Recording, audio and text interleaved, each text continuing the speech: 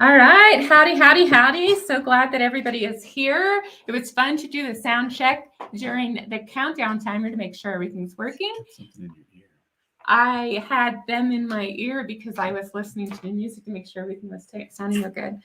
So, all right. So if you are joining us for DNA Q&A Live, be sure to drop a question in the comment section or the live chat section. Put a Q in front of it because we often have people giving tips and tricks and reacting to things people say. So make sure you put a Q in front of your questions so that I can find them and give them to Andy. Yeah, so we do have one preloaded question. If you'll give me a second. I'll give you a second. You go ahead and say hi and tell people what you're up to lately. I'm changing out a water heater today. Isn't that exciting? So I've been draining the water heater all morning, and I got it all disconnected. And so after our program today, I'll be pulling the old one out and shoving the new one in. Mm-hmm. So if you need to have a hot shower at our house right now, you can't. You can only have cold showers. Okay.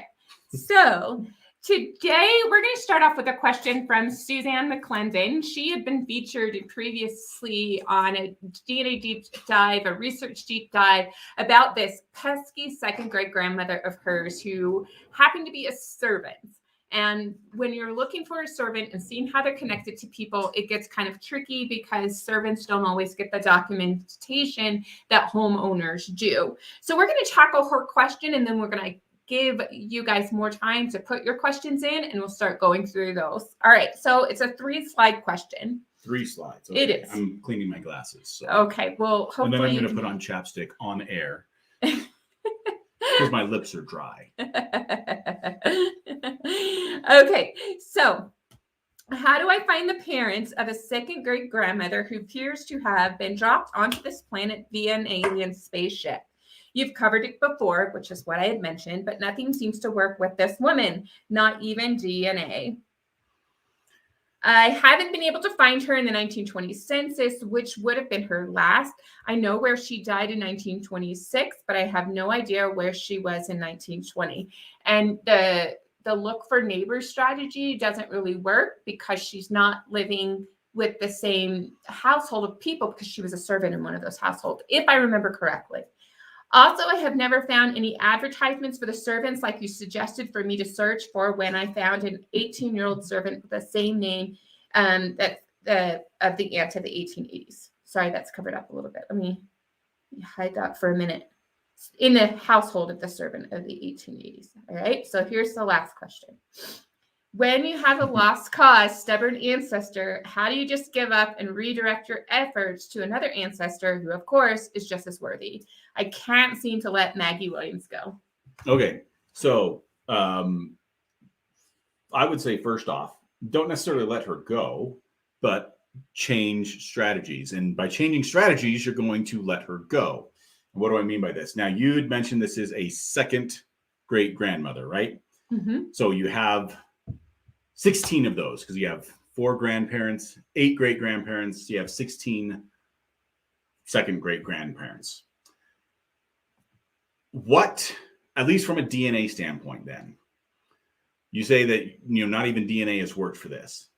You got 16 great grandparents. What you want to do to actually continue with DNA is find which matches don't match one of the other 15 or even just 14. Find that grandmother and grandfather, but just those other 14 great grandparents. Now, some of this can be done easily. If you've done a leads chart, then you should have hopefully been able to identify at least a couple of those grandparents, maybe 3 or 4 of those grandparents. And so you can eliminate all those matches that aren't in that line through that. And then it is a little bit more painstaking to start now going to the next level, which is, okay, what matches do you know in that unknown grandparent line? Or, how do they line up? And basically start eliminating it. Now, there's some problems with this, obviously, and this may be what you've already run into if you've already done this, is if this second great grandparent didn't have any other children other than your ancestor, then there's not going to be any other closer relatives to that. So you're going to be looking at third and fourth, and well, actually, you're going to be looking at fourth and fifth cousins or so. Compounding on that, if this second great grandparent was also an only child, so now you've basically got 2 generations of only children here, then you're looking at pushing that back even, further. And now you're starting to get into where those cousins are. Many of them are not going to be sharing DNA with you at all. You have this small family problem where there's just simply not enough DNA. And so if you haven't exhausted this, and by that I mean identifying as many of your matches to the other 15 second great grandparents as you can, and seeing which matches are left over, then DNA is not going to help you much. And it's probably because of some of these complicating factors of small families and that. Yep. The only other thing that I would say is that Stacy put this up here. Sometimes you just have to let them go for the time being, and you alluded to that. Then you can come back and look at it with fresh eyes. And the thing that with the fresh eyes, and forgive me, I didn't listen to everything, but if I said this, it's worth repeating. It's one of the things that can happen is new records can come online. And those new you never know what those collections can be. Sometimes it could be dog tag licenses, for crying out loud. Sometimes it could be poorhouses. It could be, city directories you didn't know existed and you could search, but they just weren't online, or they weren't even in archives, but somebody brought it in within the last couple of years. So sometimes you need to set things aside because new records are going to come available, because they're always coming available, and that could be the ticket. So sometimes setting things aside and coming back, so with a fresh eyes, or when new records come to light, that could be the ticket. And then you never know who's going to take a DNA test that's going to have the key to unlock your question. So anyway, all right. That was a great question, Suzanne. I hope it makes you it gives you the opportunity to just go, you know what, I'm not forgetting her. I'm just going to go work on somebody else for a little bit. You can always come back. That's what I always do with Joseph Geisler. I always hope somebody's going to show up, as well as my Swedish William Anderson. So, all right. So we are going to start with the questions that came in today. Today is DNA Q&A until we can't Q&A anymore because we have to go. Replace the water heater. Exactly. All right. This is from Karen. Hi, Karen. I think this might be your first time watching. If not, then forgive me, but welcome. With DNA, how can I tell which side of the grandparents is the DNA match? And she has tested on 23andMe and Ancestry and uploaded to all the free sites. So first of all, yay, good job. You're everywhere you need to be. So let's go back to your question. All right. So there's a couple of different things that we can do. So first off is we've talked about, and we've got several videos on making a leads chart. And the point of a leads chart is to separate out your biggest matches, and this is usually from about 90 centimorgans to 400 centimorgans, into grandparent groups. Okay. So even if you don't know anything, you're adopted, you don't know who your biological mother and father are, you can still do a leads chart and separate out your matches into grandparent groups. So now you have these matches that are all together, that are all related to one of your grandparents, possibly one of your great grandparents, depending on which matches you use for that leads chart. So then it is a case of going and trying to figure out who these groups belong to. Now, if you do know who your parents are, and maybe even who all of your grandparents are, you probably know who your first cousins are, at least. And maybe if you have a close-knit family, or maybe you have lots of family reunions, you've at least heard some names, surnames in particular, of some of your second or third cousins. And so you can use this as a clue to start to bin where some of these groups are. For instance, I have a name in my family tree, Orton, O-R-T-O-N. And it's not my grandmother's maiden name. It is her mother's maiden name, I believe. So my great grandmother's maiden name. Now, because of this, that's a great picture of me, by the way, as far as a screenshot there. Well, Well, you mentioned a video that I wanted to call to everyone's attention, and then we can go back. So anyway, when I make out my leads chart, there are a couple, or there's a column usually that has a few people with the last name of Orton. Now, this happens to be a pretty uncommon name, and so it doesn't ever show up in any of my other lines at all. So I can safely assume that, hey, these people are all part of my grandmother's line because they're Ortons. Now, it's going to have some other people in it as well, but by the fact that they happen to share DNA with each other, and I happen to know that this surname is only on my maternal grandmother's line, then I can separate out and call that column onto my maternal grandmother's line. Likewise, I have some other names like Quick on my maternal grandfather's line that I use, as well as some. Some that I don't use are things like Anderson and Smith. And what other common names do I have in my family tree that I've seen on both sides? But anyway, yeah, some common ones like that. So a part of this is, if you know something about your family history, is getting an idea of some of the names that you should be seeing to help bin where some of these are. Now, another way, and this is sort of just like the leads, is, for instance, your first cousins are all related to you through one set of grandparents. So when I compare myself to any one of my cousins, that whole match list is related through that pair of grandparents. So I can at least separate them out by my mother's side and father's side in that way. If you happen to have second cousins, or if you happen to have half first cousins, then they're only related through one grandparent. And so they're another way that you can take a big match list and separate it out into one of those grandparents if there's one specific one that you want to look at. So that's really the way that you can start separating these out, is by looking at your other matches that you know. And that's the key here, is you got to know something about that. Now, going back to the leads chart, and if you were adopted and you don't know who your biological mother and father are, how you can determine now is by taking those matches and starting to build trees of them to map back to who their common ancestor is. Most of them, since the leads chart focuses on 90 to 400 centimorgans, most of them are going to be in the second to third cousin range. And so you're only going to have to map back a few generations before a lot of these people have a common ancestor. Now, that common ancestor to many of these people is not necessarily going to be your grandparent, but it may be a great-grandparent or a great-great-grandparent.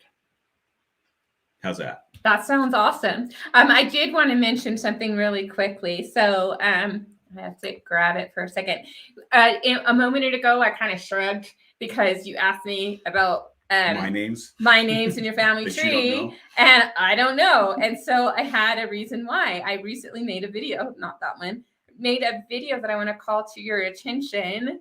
And it's called "Should Spouses Share the Same Family Tree?"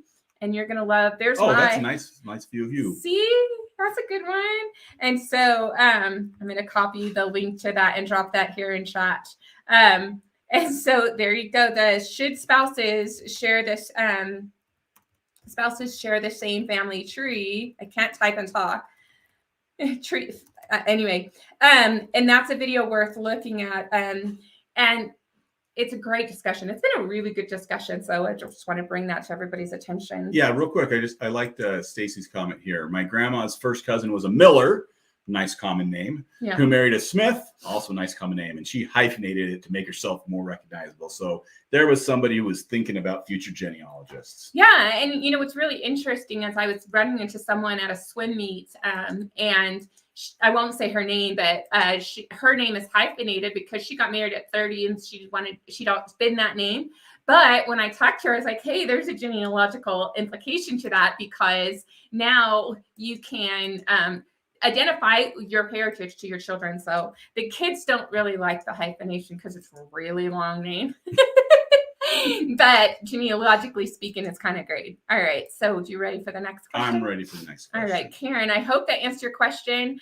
April, she asked, what's the best strategy to find your third great grandparents via DNA matching? We're like going back. We started at second great grandparents, we went to grandparents, now we're at third great grandparents. Well, there's quite a bit of these generational type questions. Yeah. I like that they're cutting in. This might be a great whiteboard time. Maybe. So, and this is good. Now, many people would just say, oh, well, it's the same for grandparents, great grandparents, second great grandparents, and third great grandparents. But actually, no. And third great grandparents is sort of the breaking point of something. Do you know what breaking point that is? The third great grandparents, is that when you start? This is the 120 ancestor video. Right. At third great grandparents, okay, so you have 32 of them. It's entirely possible that there is one, maybe two of them that you don't share any DNA with. Not for everybody, but for some of you out there, that is the case. And so that's one thing just to keep in your mind, is if, for instance, you have your 32 great grandparents mapped out and you've got matches to them, and there's one or maybe two that you have no matches to at all, even though you've got extensive matches to all the others, it's entirely possible that you don't share DNA with that one or two third great grandparents. So going back to the question here, and it sort of depends on how you ask the question. If you're looking for third great grandparents in general, well, then you're looking at fourth cousins, right? Fourth cousins, I believe it is. Because you have, that's the 120 ancestor that I'm showing really quickly. The link is in the chat. So back to you. So what you want to find to identify third great grandparents is you want to find fourth cousins. Now, the problem that this comes into is once you get down to fourth cousins, they share the same amount of DNA in a lot of cases as third cousins, as fifth cousins, as sixth cousins, as second cousins in some cases. And so there's actually a lot of relationships in that. And so in this case, let's go to the whiteboard because actually this would. I was trying to pull up the shared CM tool to kind of demonstrate what that looked like. Oh, we can do that. But you can pull it up over there for you, and then I will get everything kind of ready for you to go over there. It's not on here.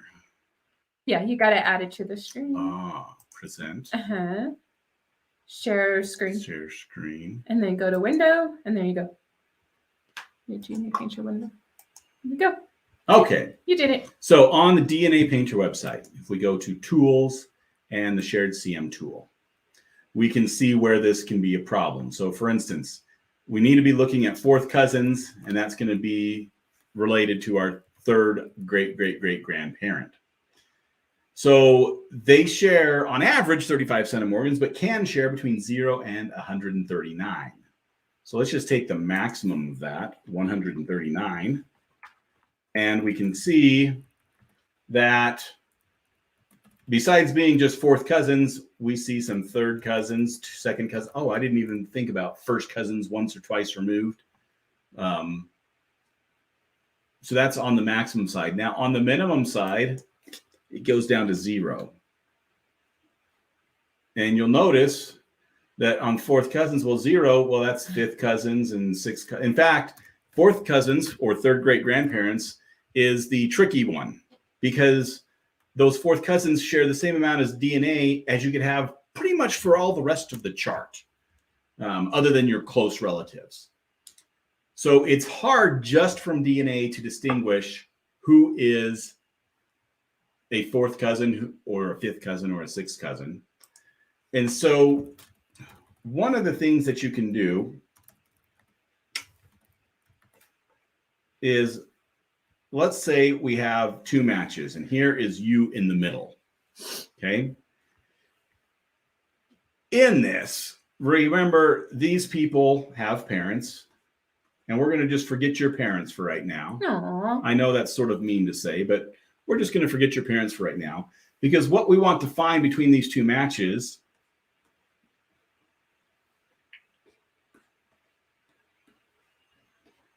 And while circles mean women and boxes mean men, does it matter which Right line? here, no. Okay. Because this is just totally theoretical. Okay.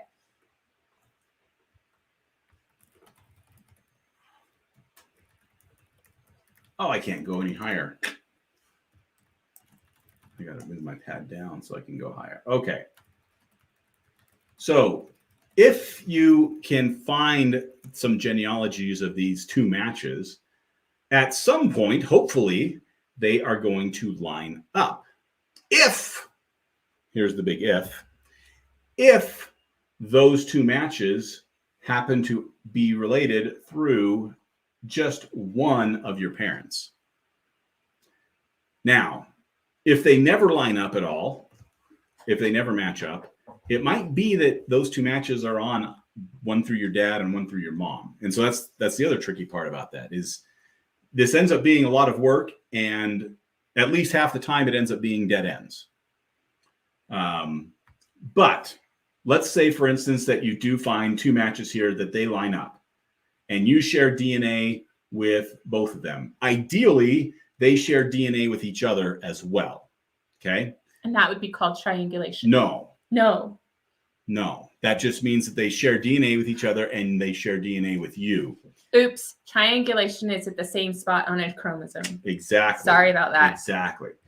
But because you have the fact that all three of you share DNA with each other and you've identified how these two are related in a tree, you can make the assumption that these top people up here are your ancestors. And you then are related through either one of their children or another unknown child over here. Okay. And so that's a good starting point as far as getting back to somebody. And then you get the difficult part now of reversing that and doing descendancy research, finding out who all the kids of those kids are and all their kids. And so you can see at trying to find a third great grandparent, you're talking about fourth cousins. That's what I have here already. 1, 2. So here's grandparents, second, third, fourth, first, second, third great grandparent. No, grandparent. First, second, third great grandparents up here. That is still 1, 2, 3, 4 generations that you're doing some research for. And so this third generation, again, has the problem of, one, you might not actually have DNA from that specific grandparent you're looking at, but you probably do because it's usually 31 of 32 or 32 of 32. But then without knowing specifically how you're related to any one of these matches, you're not only going to have to do some genealogical back research on each one of these matches to find out how they're related, and then do some descendancy research to find out how you're related, or at least the possible relationships through that. And what it may be, do you want to go back here to this, is you find out, hey, I've got 2 of those generations in there, but then there's a gap because you don't know which one it is in between there. Or because, like I said, these also had, the fourth cousins once removed and third cousins once removed and twice removed and all that. There might be an extra generation in there. Even though you know who your parents are, you might not know who this grandparent that this is through, and maybe you don't know who the great grandparent. And so it's actually a person or 2-person gap in there. But that at least gives you an idea of how it's related. And then it's just trying to figure out the specifics from them, which may be from other matches, which may or may not exist. Through some documentation research, if you're able to find that documentation to show that. But that's how. And so there is slight difference between second, first, and third great grandparents as far as the strategy you're using to research that. And while we're talking about that, we might as well go to fourth great grandparents. I think there was a fourth great grandparent Is there? question. I think so. This would be awesome because everybody's like in line thinking, okay, we got grandparents, great grandparents. I think there was. Okay, yeah. Listen, my fourth great grandfather died in the gold fields, and this is off topic, but it is on topic too. Okay. My fourth great grandfather died in the gold fields in California around 1855 per the historical biography of his son. How can I find it? How he died and where he's buried, and may not know who he went with. But I mean, it to me, DNA and record research all align. So how would you pull it in genetically, and then maybe even tie it into records, or how do records tie into genetics? All right. So with fourth great grandfathers or fourth great grandparents, we can use the third great grandparents as a basis. But that first problem of not sharing DNA is now a bigger problem. Do you pull the shared CM, or what would you have a graphic that shows how much it starts to decrease? Well, yeah, let's go share that. Give me a second. Okay. All right. So third great grandparent, right up here. And you can see the fourth cousins that would be in the same generation as you. On average, you share 35 centimorgans with them. Overall, you only share, I'm going to write this on here because, all right. So real quick here, we share DNA with 100% of our first cousins. We share DNA essentially with 100% of our second cousins. Third cousins, there's 10% of them we don't share DNA with. Fourth cousins, which we were just talking about, there's 50% of them we don't share DNA with. And so you can see why, hey, even though you may have DNA from all of your third great grandparents, just because of how that's passed down, half of your fourth cousins you don't share DNA with. So going back one more generation, that's the big problem here, is we drop down now, you only share DNA with about 15% of your fifth cousins. And you now have 64 great grandparents, of which there's at least one, possibly as many as 5 or 6 that you don't share any DNA with, which, you know, contributes to the fact that you don't share DNA with most of your fifth cousins. If we go up to 6 cousins, I know it jumps up here. That's down to 5%. And seventh cousins, less than 1%. And so what the problem becomes is there may not be cousins that you share DNA with at that point. Yeah, there's literally thousands, tens of thousands, maybe even hundreds of thousands of cousins in that range.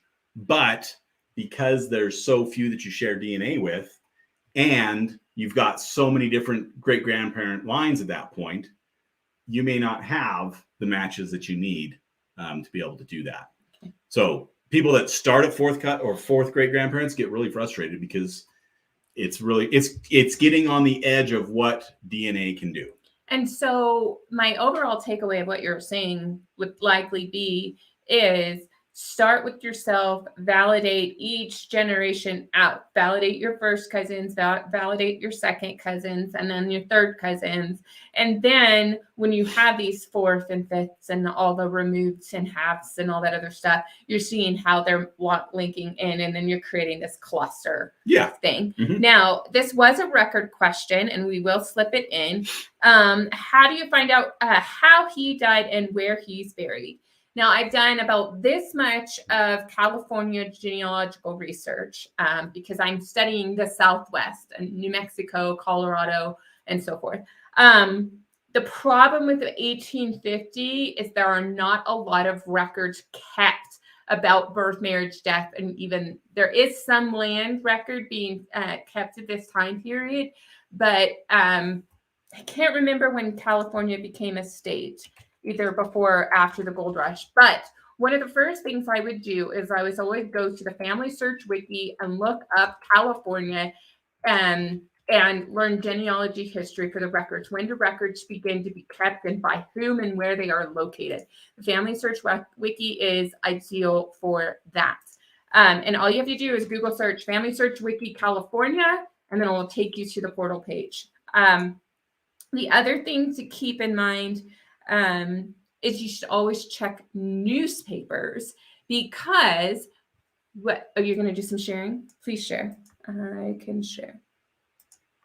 Okay, for bibliographical studies and research. This is, the California Digital Newspaper Collection. Yes. And for the Sacramento area, the primary one you want to look at is the Daily Alta California. I think there's another one as well, but it goes all the way back to 1849. And so we're going to just jump forward to 1855, because I happen to have some ancestors that this is when they moved to California. And we'll just grab a random date. Oh, and I like how on the side there, they have the contents. That's awesome. Did you hover your little mouse over there? That's the contents breaking up. That is so cool. They, and this newspaper, and I don't know which day it was or what, where it was, but they actually have a little section where they list things that have happened that include births and deaths. I'm seeing if I see, a lot of these are articles. I'm looking for the. Can you do a text search in that text? Yeah. You see but below page and it says text, or page text. Is that a search box? No, that's the text. Okay. That's not the search box. There's another search box. But I mean, here's just throw up something. I know this isn't deaths right here because I don't have this because I wasn't prepared, but that's okay. It keeps Here's going some in and out. consignee notices. Well, that's because I keep zooming. So, all claims against ship flyaway must be presented on or before Thursday the 20th, or they will not be allowed. Consignees of the following goods by ship as under are requested to call on the undersigned and pay the freight and charges on the same or whatever. One box and one trunk marked Mrs. Still, shipped by S.C. Still to J.H. Still. I'm not sure if Still is your family name that you're looking at, but they might have had a box shipped to them. And so this is cool because there's lots of names all throughout this paper. And where's their search? I can't remember where their search is. I know it's right at the beginning. You can search within this newspaper. I'm going to search for mine but these were all scanned in OCR'd. And so the names aren't always just like you have it. Sometimes they are misspelled. And so you're going to have to do lots of different searches, of throwing random names in. Which I happen to have a playlist. But yeah, so for instance, my ancestor, James Garnett. If I search for Garnett with 2 T's, it doesn't come up with anything. But there's some other things that are important because in 1858, there's a Major Garnett who was later a general in the Civil War who happened to be in that area. And so he shows up a lot. Here's Major R.S. Garnett. You'll notice that the A is missing. It's just an asterisk because when it OCR'd, it didn't OCR right.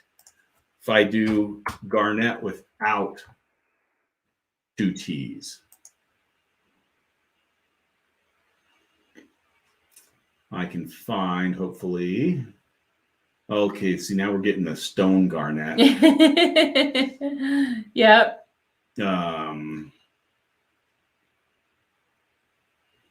P. Garnett, north of Garnett Point. But yeah, so this is actually a nice website, particularly for the area you're talking about. Sacramento's right where the gold fields were. I would start looking in this to see if you can find anything about your family. Hopefully he's not a Smith or a Garnett in that case. All right. Good job. I'm cutting you off. Okay. That was fun because that's something I knew. There you go. So this one is from Patsy. My DNA on 2 sites I tested come up with 44% Balkan and 6% East European, yet I have no Balkan heritage that I know of. I've traced my family tree back many generations. How far back would that amount be from? And from what I've read, it would be parent level question mark. Okay, so let me pull up Ancestry. Okay. Now, Because Patsy, I'm also going to make sure that you know about the 3% DNA video that Andy did. I'll drop a link to that in the chat as well. But there's also a follow-up because things can get kind of confusing for small DNA. So granted, he's going to give you a different answer, or maybe they will relate, but I wanted to bring that to your attention. So where is my 3% DNA video? Here's the link. Okay, why is this map not showing up? It's just taking a while because there's so much going on. Okay. Are you ready? Yes, I'm ready. Okay. Let me hide her thing so you can show. Okay. So this is on Ancestry, and I use this because this is a great way to show this, particularly when we're talking about ethnicity results. Now, I have Eastern Europe and Russia, and I actually think there was another question about Eastern Europe. Yeah, we might be coming later on. Mm-hmm. But you'll notice, and it's hard because they don't have each one of these colored, but as I roll over them, you can see them highlighted. There is a ton of overlap between each one of these groups. Central Poland and Northeast Poland are almost half of the areas overlapped. Northwest Poland just dips down into it. It's actually a little bit different. Russians in Eastern Europe is a big chunk. But even Slovakia and Hungary dips into the Czechoslovakia, Slovenia, and Northwest Croatia, Southeast Poland. The whole point here is there's lots of overlap. And that's simply because there was lots of mixture between these different populations. And separating them out is kind of difficult. So let's go over to where the Balkans would be. And this is only part of the Balkans. The Greece and Albania, do they have one that is Baltics? That's Baltics, not Balkans. It's not that's not the same thing? No, Baltics is up by Russia up there, Lithuania and all that. Now, I don't mind asking silly questions like that because many people would be confused. Like there's not the same thing. So the Balkans. So this is 11 different groups that span from Romania all the way to Croatia, all the way down to Greece and Turkey. Now, I know so far that's not helpful because you're saying you don't have any of this at all. And she also thought that she was English in all her lines. Okay, so here is one thing that I know from a historical standpoint is rather interesting. In Europe, the Romani, sometimes called the Gypsies, they originate from this area of the Balkans to Hungary region. And they're basically nomadic. They're found all over Europe now, including in England. Some of them have blended in with the normal population, with the native population, the population of the group that they're in. Others have remained separate. And so there really has been this mixing of this Balkan DNA from the Romani all throughout different parts of Europe. So knowing that just from a history standpoint, if you don't have any Balkan genealogy that you know of, I would start looking for any clues to see, well, am I maybe related to this Romani group? Or do any of your matches happen to match that Romani group as well? That's where I would start, just from a history standpoint, knowing that little bit. All right, so you're good with that one? I'm good. Now, here's one other thing that I would say for this. Right. This show and tell or a talking? No, this is a talking. Okay. Is when we think about genealogy and we think about record standpoint, you're usually, probably for most people, looking at 5-6 generations, maybe 10 generations or so. And I don't know your specific case from a record standpoint. And you may be thinking that, well, there's got to be, a lot of mix. Well, I find it interesting because I happen to know somebody whose family has lived in the United States for more than 100 years, more than 150 years for that matter. And the United States has been this big melting pot of people from all over Europe, as well as all the rest of the world. And yet she, on her DNA test, shows up as 100% English. 100%. Yep. Not, she wasn't from England, she wasn't born in England, her parents, her grandparents, none of that. Yet, through her family tree, family lines, apparently they've been marrying people who are English descent almost primarily, whether by accident or by choice, I don't know. But she is 100% English, which is interesting. Knowing that, I would say, hey, is it possible that you have some of these Romani that have migrated around, maybe even into England, joined in with the population, become citizens and landholders there, and yet they still married, not exclusively, because you're only 44%, but somewhat within the Romani communities that have done that. That might be why you're showing up as, with this Balkan DNA, is because there's that lineage that might be several generations back when those people moved to England, and yet they still married within those groups. That's a possibility. Yeah. Oh, and here's a follow-up. My step-grandfather was Balkan, and I'm matching up with relatives from him. One of them, I matched with 20% DNA. I thought he was a half-cousin. Okay, now with this new information, you're changing what I'm going to say. Your step-grandfather might not be a step-grandfather, or at least not only a step-grandfather. I would look at that. I love when people do that to you. It's so great. Well, no, because we were talking before about how, hey, with your DNA, you should start with yourself and, verify your connections, immediate family, cousins, and that, which is important because, for instance, if you're just starting and you have some cousins that have tested also, first cousins, you go to family reunions with them, you share the same grandparents, you know that they're your first cousins.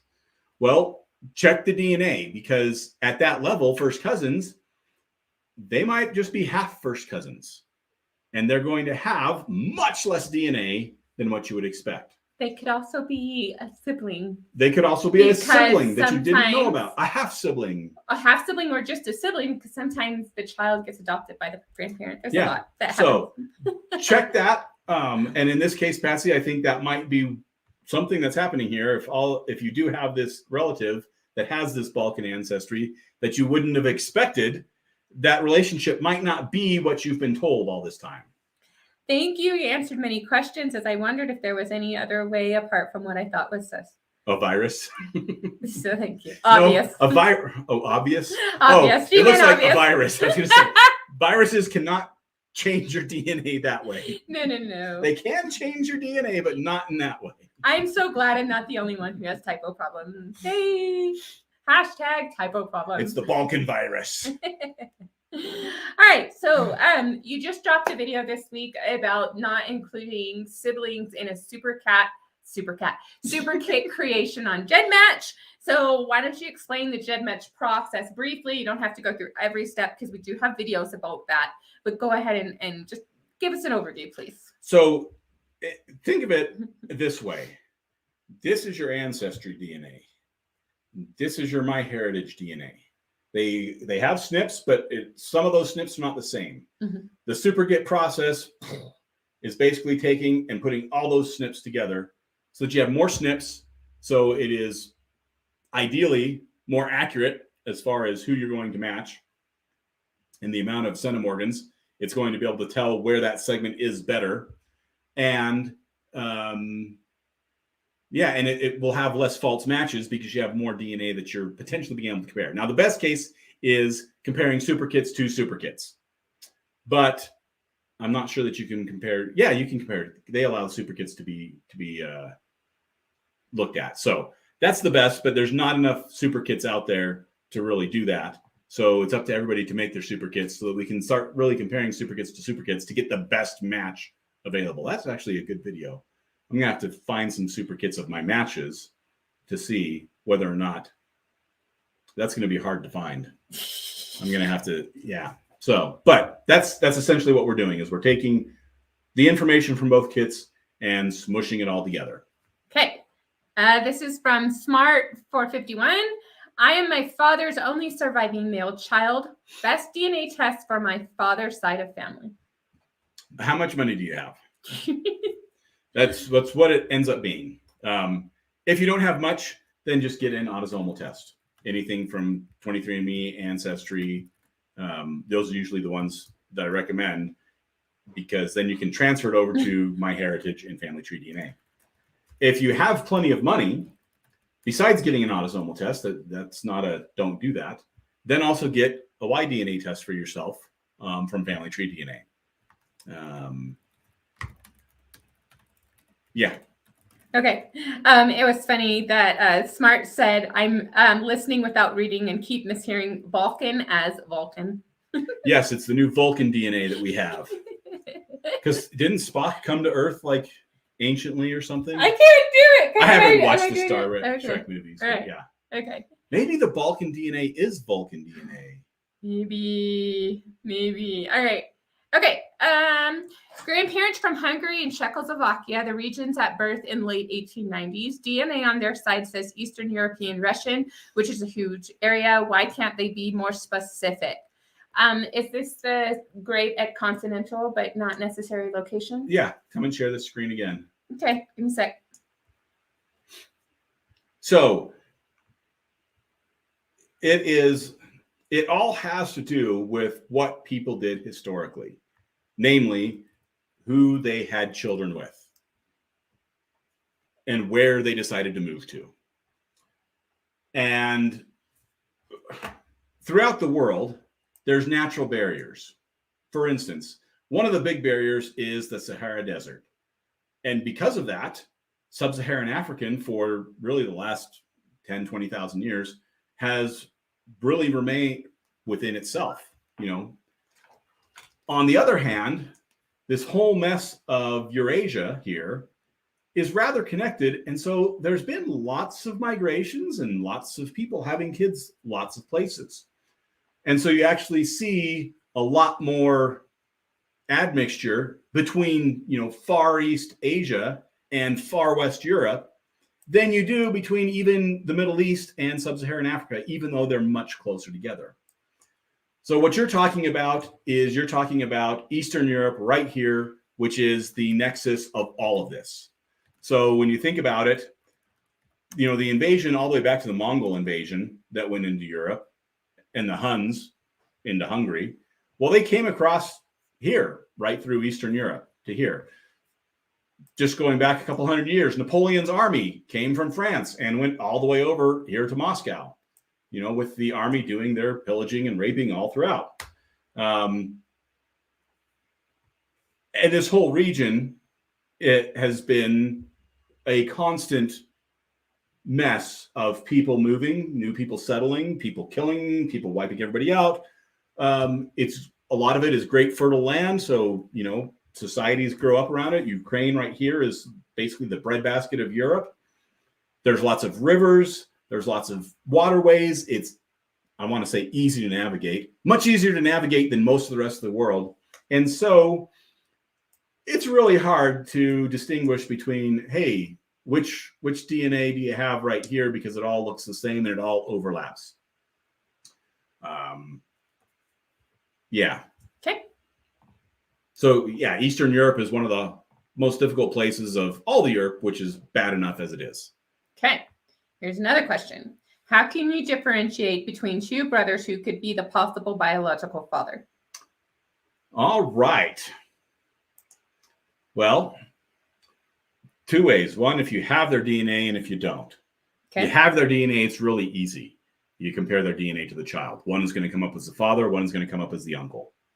Simple as that. Unless they're identical twins, in which case they're both going to come up as the father. And frankly, this is one case where identical twins get left out because you always treat identical twins as one person, except for, you know, paper records, because DNA wise, there's no way to separate the two. Now, if you don't have their DNA, then what you're doing is you're looking at other matches. So for instance, let's go back over to this screen here and reset that so we can come down here. So we'll pretend like the self is the actual father and the sibling, of course, is the brother who is not the father. So we have trying to figure out whether this child is this. We said this way as far as, hey, if they have that DNA, you can just look at this. But if you don't have their DNA, what can we look at? Well, we can look at children or grandchildren of both of these siblings. Obviously, the grandchild of the father is going to be the child of the child, if that makes sense. But really what we're trying to figure out is okay, which one falls into a niece-nephew standpoint and which one maybe falls into a half sibling or half niece-nephew standpoint type of thing. Yeah.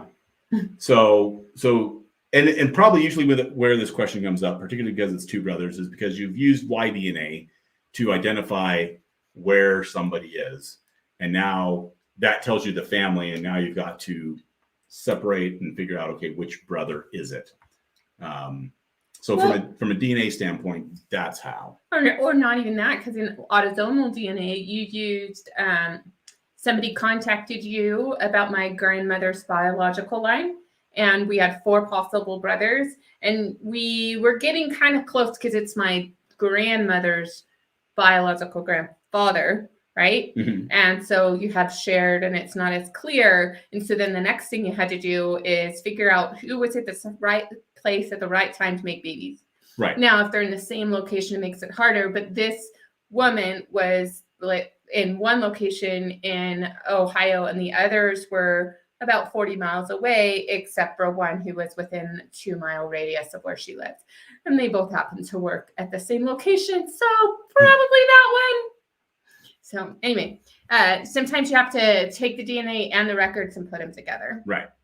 Okay. You ready for the next one? Mm-hmm. All right. Cousin did Y-DNA and names are not what we thought was thought. I think there's a period. What's a great resource for Y-DNA? So this is actually, I want to say common because it happens a lot. A great resource for Y-DNA. Well, Family Tree DNA obviously is that, and it's probably the best resource is some of the different groups that are related to your Y-DNA. Now, the names not being what you thought, this could be for 2 different reasons. One, it might be that the Y-DNA is going back far enough that it's before surnames. And so you end up having multiple surnames that are, part of that from their descendants. But 2, it might be then that you have a NPE somewhere back in your line. What is an NPE? An NPE is not the parent expected. So, and this is almost always the father because the mother is there when the baby's born. So we usually have pretty good confidence who the mother of the child is. But it's possible then that one of these surnames that you're looking at is actually what your paternal line goes through, as opposed to what you think it does. Now, how far back that is, that can still be several generations back. A third thing, and this happened with me, is you had an ancestor that changed their name. My Y-DNA goes back through the Garnett line, and there's actually several documented Garnetts with that Y-DNA, but my second great-grandfather changed his surname to Lee. And so that's a third possibility as far as what to look at there. Okay. Can you say that name? Urab ben Yarub. You're great. Okay. Can you explain the non-recombinant regions of Y and mtDNA and the difference between autosomal DNA? I don't even know what recombinant is. Recombination. Oh, okay. The ones that don't recombine. Oh, okay. All right, you ready yet? I'm ready. Okay, give me a sec. That's a new word. Thank you. I love learning new words. All right. So we've got two things here. First off, mitochondrial DNA. Mitochondrial DNA doesn't recombine because you get mitochondrial DNA just from your mom, because mitochondrial DNA is not part of that division process. So, question. Recombination is not the same as a mutation then? Correct. Because if you're saying it goes from mom to mom to mom to mom unchanged, but there's changes. Correct. But that's not the same thing as recombine because it's not smushing around. Correct.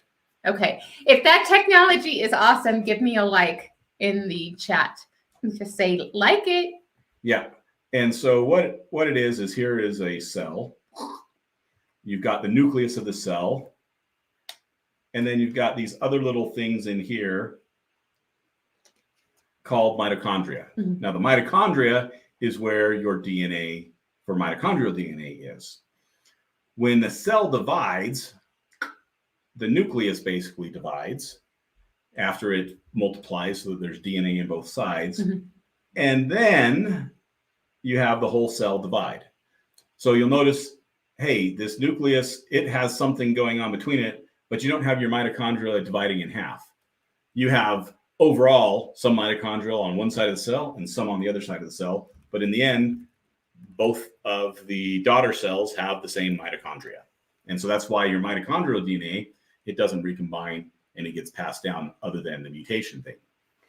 So then we have our Y DNA. Now, Y DNA is a little tiny thing compared to X DNA. And X DNA, whenever you have two X's, it can recombine. So with women, when they're passing that on, their two X's can do the smushy thing and recombine to be passed on. They don't have to, but they can. I'm going to find the Lego video and then everybody will know what the smushy thing is. With Y DNA, so with men, you have a Y and an X. Make sure I label this an X over here. They don't recombine completely. There's actually, and there's a video about this, there's actually a little part on the ends that is called the pseudo-autonomous, something like that.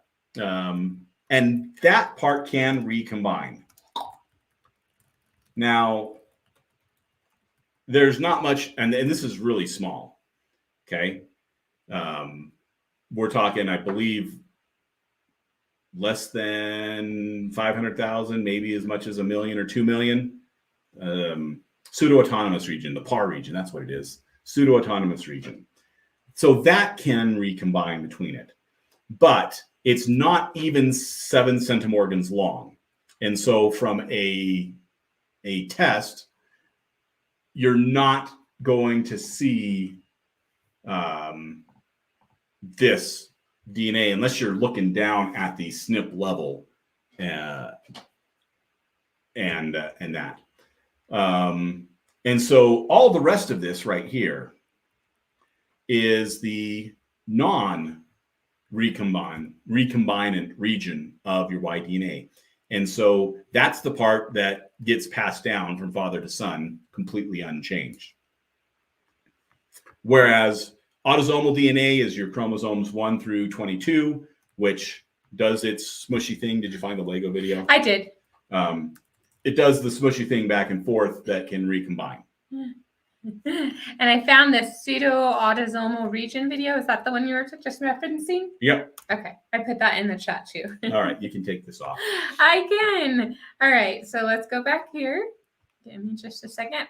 We're going to go a little bit longer today since we're having a DNA Deep Dive live stream next week for channel members only, but this is our last one for 2020 because we're going to be traveling and various things. So we're going a little bit longer than normal. All right. How is percentage of Neanderthal DNA calculated if it's 2%, for example? What is that remaining 98%? Thanks for answering. A big fan. Well, I'm so glad you're a big fan. Make sure you also watch my videos, not just his videos. That's a plug to everyone. Okay. You got the question? All right. So, how is the percentage of Neanderthal DNA? What does the remaining 98% represent? Well, the remaining 98% represents modern humans. So, you're not fully modern human. You're part Neanderthal. If you have European or Asian ancestry. If you only have sub-Saharan African ancestry, then you are fully human, modern human. Scientifically, Neanderthals are usually considered humans. They're just not considered modern humans. And so the sub-Saharan Africans are the only ones who are fully modern human. All the rest of us are not. We're part caveman. Yay. So Part caveman. how is this calculated? It's basically, it's based on SNPs again, but it's not like ethnicity. Okay. Ethnicity, and there's a video on this, but in a nutshell, ethnicity is taking a look at a chunk of DNA and comparing it to a reference population of Eastern European, we were talking about, or Balkan, and determining how similar that chunk is to that Eastern European or Balkan. So think of ethnicity as not just a percentage, but it's also sort of a probability that the DNA is similar to this other DNA. Neanderthal, on the other hand, they are looking at specific markers, and in this case, SNPs, that they know came from the Neanderthal genome. How do they know this? Because we have sub-Saharan African DNA. We have European DNA, we have Asian DNA, and we have Neanderthal DNA. Now, what they found when they sequenced Neanderthal DNA is that at these specific markers, and there's several thousand of them, you don't have any instances of sub-Saharan African people having these markers. So if you are, from Nigeria, there's zero chance that you have these markers unless by chance you know that you have some European ancestry. On the other hand, everybody who has European ancestry and everybody who has Asian ancestry has some varying amount of these markers, and it varies. I think Europeans have the most. Asians have less than the Europeans, but obviously they have more than zero because it's the sub-Saharan Africans that have zero. And I'm not sure about Indigenous Australians, the Aboriginal people of Australia. I don't know if they've actually done any tests on that. But what that means, and they posit, is because as people moved out of Africa 50,000, 75,000 years ago, they came into contact with Neanderthals, with some other humans, Denisovans, potentially even with the Homo erectus that had already left Africa. And because we see that Asians and Europeans have these Neanderthal markers, but no sub-Saharan Africans have these, then most likely our ancestors that left Africa interbred with the Neanderthal populations and transferred that genome, those portions of the genome to us. Oh, Australian Aboriginal DNA is now being identified, which is great. All right. I did not know what the status of testing with Aboriginal Australians is. So that's pretty cool. So that's how we test that. Is we basically got the oldest genomes in the world, which are African genomes, don't have these markers, but the Neanderthals do, and the others don't. Okay. And Suzanne had a follow-up question related to what you were talking. What if you're from Morocco? What if you're from Morocco? Yeah. All right. I don't know how that relates, but you do. And this is why we have to distinguish between sub-Saharan African and we'll call it Mediterranean. Essentially, in the middle of the Sahara Desert, there's nobody, because there's nothing that you can live off of or anything like that. There's, a few different tribal groups that migrate in there, but they usually operate on the edges of the Sahara. And so the Northern African group, which includes Morocco, is going to be a group that is actually somewhat similar to the Middle Eastern group as well as the Southern European group, because there's actually a lot of mixture between those. As you can see through history, the empires rising and falling, the trade between those groups. So yes, Northern African, namely the let's see here, Morocco, Libya, Algeria, Egypt, and then into the Middle East, they do have Neanderthal markers on them. It is the sub-Saharan Africa ones that do not. And it's basically from an ecological standpoint, it's because the Sahara Desert was not always the Sahara Desert. I can't remember how long ago it formed, but it formed after we had left Africa. Mm-hmm. And so basically then it created this barrier that you did not have much mixing between the out of Africa people and the sub-Saharan African people until modern times. Okay, so now we have a question. How do you get DNA matches to respond? And I was going to share that Andy made a video about why DNA matches don't respond. And I'm going to go ahead and drop that link. But I was trying to give you a chance to drink some water. So are you ready? Yeah. Okay. How do you get them to respond? Well, it's completely up to them what they're going to. So there's some things that you can do that might influence them, but in the end, recognize that the majority of people that took DNA tests did it for the novelty of it. They did not do it for the genealogical research. So how can you get them to respond? I think the best way is to keep it simple of something that they should know. In other words, hey, you found that this person's related. I would ask them if they know who their grandparents are, so that you can figure out how to do it. In other words, you're trying to get a little bit of information from them so that you can do more research.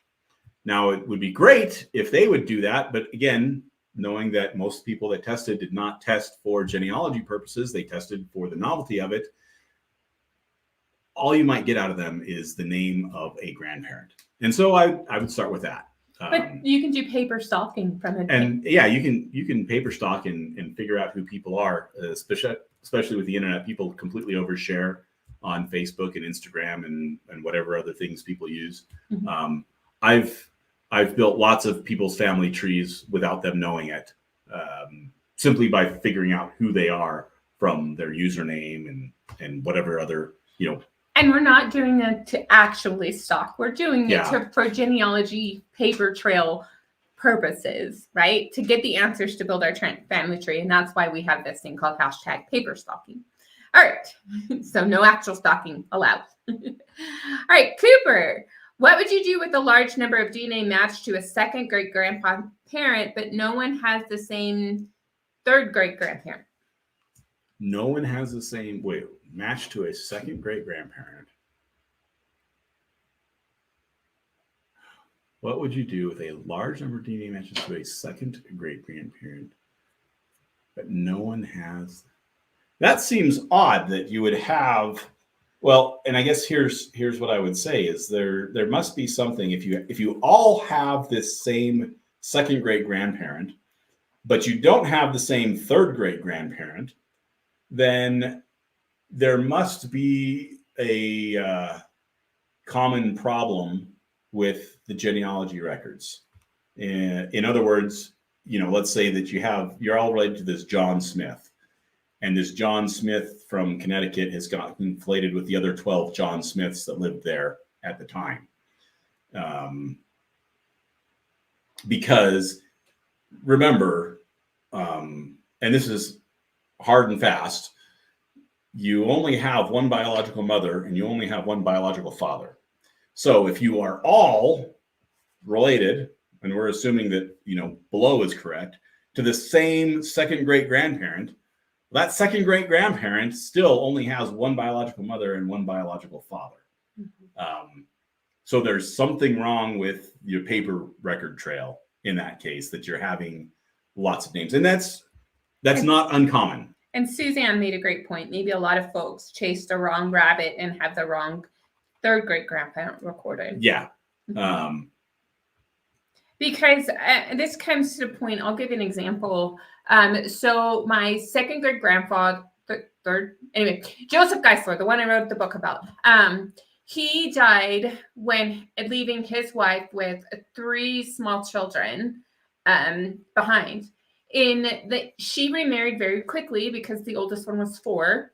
So that makes sense in the 1863 time frame. So when she remarried, the record only said her surname was Geisler. It didn't say that was her married surname, or that she was married before, or so on and so forth. Didn't say she was a widow. It didn't say she was a widow. There's no obituaries. He was having some money problems, let's just say. And so he didn't really make it into the news. And so the next available census record for that family has all the kids listed as Billman, but their last names aren't Billman. They weren't adopted as Billman. The census person just wrote Billman for everybody because either that's what they were told or that's what they decided to do. Whatever, we don't know. We weren't there that day that Caroline or whoever talked to the census taker. And so a lot of the descendants of Michael Billman, the stepfather, and the kids have been looking for this Billman person. Who are these 3 kids named Billman? And then even when you research them further, they don't have agreement on their father's last name. But they finally had some agreement on the mother's last name. And so records can be confusing because people didn't have the type of documentation we have now. So anyway, yeah. So lots of people saying, I think there might be some confusion going on right there. So what do? Well, Jeanette, you can build a tree without a name, right? But you're trying to figure out where they go. Is that the ultimate question? Mm-hmm. Yeah, I would build a genetic tree like in the Watto and stuff to try to figure out how everybody's really kind of related. And that gives you clues to what to look at in the records. So that's what I would do as a genealogist side of things. All right. I cut off any new questions, but we're going to get through all these questions. I don't think we're going to get through all these questions. We'll see. 20 of them. We'll see. I still got to install the water heater, remember? Be brief. Can surnames and DNA matches help to find ancestors? For example, some surnames have led me to people whose records have other ancestors of mine on them. So everybody, if you're a long timer, you know what the answer is. And if you're a channel member, you know what icon to drop in the chat. But I'll give it to you in 3, 2, 1. It depends. It depends. It absolutely depends. I will be honest. Surname research has not helped me do anything with my family tree. It hasn't. His surname research isn't going to help because his last name is not Lee. It is Garnett a few generations back. But can it point you in direction of other records? Perhaps, right? Perhaps. The best thing you can do is turn over every stone. I'm not saying don't do surname research, but I am saying do the things that make the most sense first. Records and DNA matching. And then if you're starting to work on brick walls, use surnames as a potential tool, but I wouldn't start with surname research. And as our long timers say, it depends. Good job. All right. What's the next one?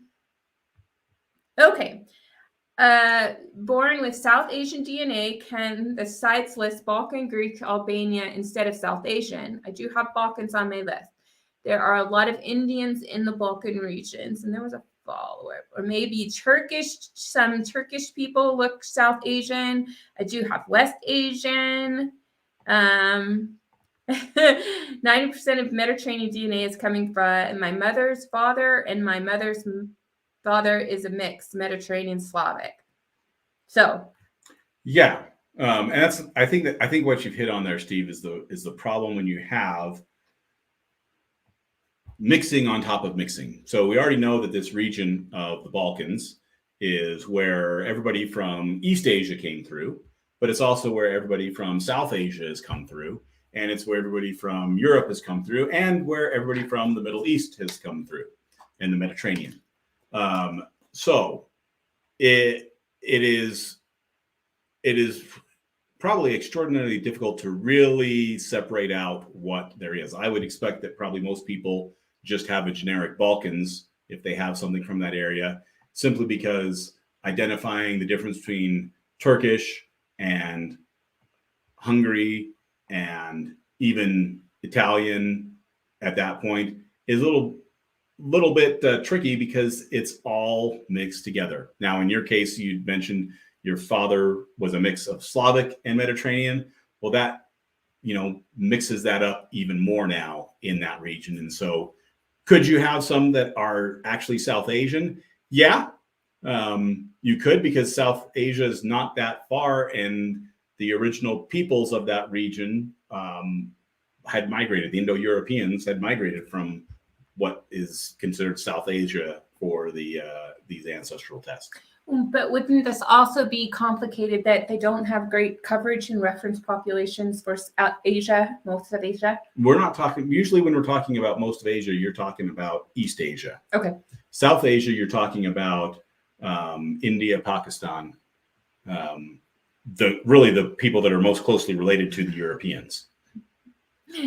And someone noticed we have a lot of Balkan questions today. Absolutely. No problem. Glad to have them all here. Okay, so next question. If you have small matches, less than 10 centimorgans, that are also small matches for other families, do you think they are likely to be errors? Well, just because they're small matches, yes, they are likely. It is usually with any small matches, you want to try to pair them with other matches that are much larger, that small matches within that same grouping, because it's hard to identify without knowing your parents' DNA, without having your parents' DNA. It is very difficult to identify which of these small matches are really true and which ones are not. Yeah. Okay. All right. This is a two-parter. What makes my life hard and all my separates, cousins, life a nightmare is that our families took their father's first name and made it their last name. None of us can use the Leeds methods. Plus, there's some endogamy too. Is there any way other than getting a first cousin match to determine how we all relate? Lots of paper trail work, because that's the problem with endogamy that you mentioned there, is it messes up the DNA a lot. It is far easier for adoptees to figure out who their mother and father are than it is to figure out endogamous DNA. And that's not me talking. That is people who work with endogamy all the time talking. Like Leah Larkin? Mm-hmm. Okay. All right. Next question. You're doing great. See? Hunting paternal great-grandfather, small family problem, 5 years, no direct DNA hits, but hits on collateral families. I know likely fam. I manage 8 kits, but only one is second cousin. Our second, third cousin's best shot. They might be your only shot. You mentioned the small family problem. It's not, I guess, a question of whether it's your best shot. That might be your only shot. Fourth cousins are a bad shot, as we saw from the percentages, and fifth and sixth and seventh cousins are terrible shots. Second and third cousins might be your only shot. Okay. All right. So this one is an experience, and the question is within it of, am I on the right path, or what other counsel could you give? Okay. Ancestry's new maternal-paternal feature allowed me to find the first DNA match on my maternal side. A long way down my list of matches, virtually all are paternal. The relationship is wrong, but it helped me to realize that some of the information about my great-grandfather's grandmother on my tree is incorrect. Now I have to try to find out what is wrong and verify her birth date and place, then try to find her parents. So what other advice would you give for this observation? Yeah, so if you have somebody that is that far down on your ancestry, that's 46 centimorgans, you're probably talking about you've gone through a couple hundred matches to just get down that low, maybe just 100. You got the small family problem most likely on steroids. Only child of only child of only child of only child. Or you have the problem of people who don't want to take a DNA test in those lines. Yeah.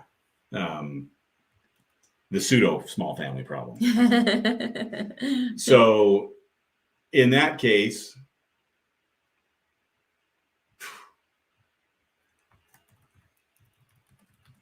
I would guess that the only thing there is, one, if you have first cousins on that side, I would encourage them to test, and try to identify from a paper trail who your second cousins are and have them test. Because at 46 centimorgans, you're probably looking at, third, fourth, fifth, sixth cousins as far as who that potential person is. And there's not going to be that many of them. But the nice thing is the more first and second cousins that you have test, that increases your likelihood of matching with some others that are related in that way. Okay. All right. Ben has a two-parter. I'm planning to get my grandma's sister tested as she is the oldest alive on that line. If she is unwilling to do the test, would it be best to try and get a first cousin or a descendant of hers tested? I also plan to get my other grandma's uncle tested, so I guess I have the same question for that relationship also. Yeah, it's really whoever the oldest person that you can get, is, that's who you want. So, for instance, your grandma's sister, I'm assuming then that your grandparents are both deceased. So your grandma's sister is the oldest one. Recognize that, besides her, any of her descendants are going to have some different DNA than what you have, but you're still going to match. So getting any of her descendants, while not as good as getting her, is going to be better than not getting anybody.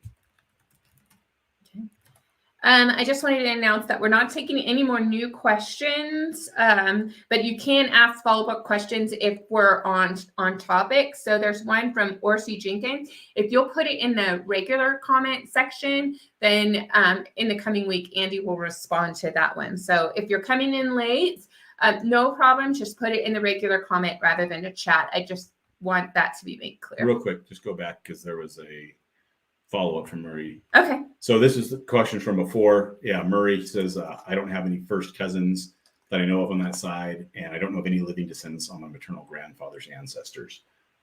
So yeah, you're going to be between a rock and a hard place with DNA because you have the small family problem on steroids on that line. Okay. All right. We did Ben, right? Okay, GEDmatch is showing my matches in one-to-many, but when I put them in multiplicate analysis, they show no match. Why? Because one-to-many is a quick and dirty way of looking at things. And a lot of the multiplicate analysis uses the one-to-one engine, which is much more accurate. And so you should always check any of your matches on one-to-many and the one-to-one, because I think, as you'll see, what Valerie's just saying here is some of them are not really matches. Okay. All right. I got a Y-DNA test from my dad. Will this help me find who his great-great-grandfather was? Great-grandfather Thomas Brown came from England in mid-1830s. No Brown matches prior to Thomas, but matches to another surname. Will this help me find who his great-great-grandfather was? It depends. In this case, I would make sure that you did a autosomal test for him as well, because we're just talking about second great grandparents at this point, which is well within what autosomal DNA is able to find. Depending on who you match and whether or not others have tested in that case. The fact that you've done the Y-DNA test and it's not showing up as Brown, but it matches to another surname, we talked about that a little bit earlier. You got a few things there happening that could be one of those three things. So. And then when you just talked about the Y-DNA, I've run into a small family problem with my husband's Y-DNA. There's only one male child for several generations. Maybe I should try to look more at his autosomal DNA matches to find his female. Yep. Alrighty. You're just rocking and rolling. We've got 4 more questions. So if you're coming in late, remember, put your questions in the regular comment section. Can you explain the artificial weaving back and forth that creates the appearance of a false positive match? Yeah, let's go over to the... I need you to share your screen because I don't have access to that. I'm sharing it. Okay, my bad. I stopped sharing. Okay. All right. So we're going to make Let's this do it as this way. drastic as possible.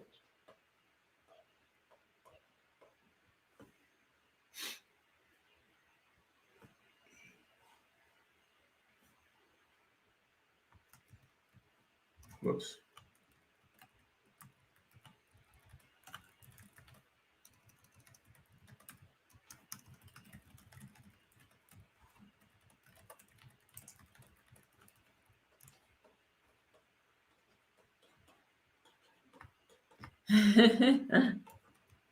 Okay. All right. So I've divided this up into what you got DNA from your father and what you got DNA from your mother. However, the tests don't know that. All they know is that you have an A and a T. All right. They just know that you have an A and a T. Well, if we have a match over here,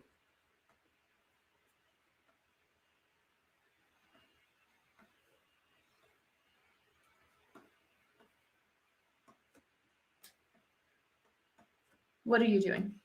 You're doing the mixing? I'm doing the mixing. Yep. We have a match over here that he got this from his father and his mother. But again, the computer doesn't know that. The computer just knows that he has an AA in this position and a TT in this position. Well, the computer's only looking for a half of a match. And so what it sees is it sees, hey, in this first one, I have an A and he has an A. So that's a match. In the second one, oh, I have a T and he has a T. And on down the line, A, T, T, A.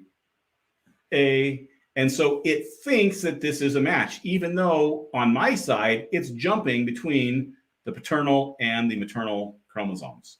And so it calls it a match, even though it's not really a match because that person does not match either my mother or my father. Awesome. Is that a wrap? Mm-hmm. Okay. All right. Cooper's got another question. How would you trace the X chromosome for mother and aunts and how far back? How would you? So I'm guessing how would I? I wouldn't. X chromosomes, X DNA, really you look at as a confirmatory of a match because of how it is passed down and the fact that if you have males in that line, depending on, if you're female, then that X may be coming down completely the same or it may be recombined. It is very difficult to know how far back it is. Usually with X DNA, I only look at whether or not I have a autosomal match as well on that person. And that X DNA tells me that since I'm male, that's on my mom's side. If you're female, then you can look at a chart as far as X DNA is passed down and you can eliminate certain things. So for instance, you can eliminate your paternal grandfather's line because that X has not come down to you through that line. So that's how I would use X DNA. I don't really trace it back through everybody. Okay. I did the ancestry test and the results were fascinating. However, as time progressed, I noticed things were changing on the list of countries. Is that normal? I'm guessing the countries is the ethnicity because that wouldn't necessarily apply to DNA matches. Yes, that's completely normal because they keep updating their reference population and their algorithm. It's not an exact science, and so they're trying to figure out the best way to do it. And so we on this channel recommend ignoring the ethnicity percentages unless you need them as clues as to where to search once you hit a genealogy brick wall. So instead, your DNA matches to build a genetic-based family tree, layering with genealogical records as you go. And that's what this whole channel is all about. So come back again and check out more of those videos. All right, last one. Da-da-da-da-da. I believe that one of my second great grandfathers on my mother's side changed his name. How do I prove that? How did you prove that? Well, it's a combination in this case of records that show his old name and show his new name. Now, usually I would say there's going to be some point in time when the name changed. And after that point, you're only going to find the new name. And before that point, you're going to find the old name. So in this case, with your second great grandfather, looking at the records that you have for him, my guess is that there's some place where the records start with the name that you know, and you don't have any records from before then. In my case, with my second great grandfather, it was actually a DNA match with somebody who had a different name, but there was a family that had basically the same makeup as what we expected my second great grandfather's family to have. And so because there was that DNA match that linked them back to that family, then it was a matter of researching everything that I could and finding that, yeah, there was this person, Benjamin Freeman, who went with the last name of Garnett up until approximately 1875-ish. And after that, he was Benjamin Freeman Lee. There's no Benjamin Freeman Lee before that. There's no Benjamin Freeman Lee or Benjamin Freeman Garnett after that. And then there was the DNA matches that linked this Garnett family that kept the Garnett name to my family. And if you want to see that tutorial, Andy put that in a channel members, and I have a link in the chat box below. So I think that wraps about our live stream for today. Thank you so much for joining us. Have a very Merry Christmas or whatever holiday you celebrate, and Happy New Year. Just a reminder, we will have a channel member only video next week, same time as we normally do the live streams, but it's just for channel members, and it will be a writing deep dive. And I think you said a DNA deep dive earlier, so. Oh, I apologize. No, it's a writing deep dive. Andy won't be here. He'll be at work. I was about to say, it's like, how am I going to do that next week? No, it's me. So it'll be a writing deep dive, of course. Make sure that you find our other channel, Write Your Family History, and subscribe. We're trying to get to 1,000 subscribers, and we need you to subscribe if you haven't done that already. And we will see you next year. Bye, everyone. See you later.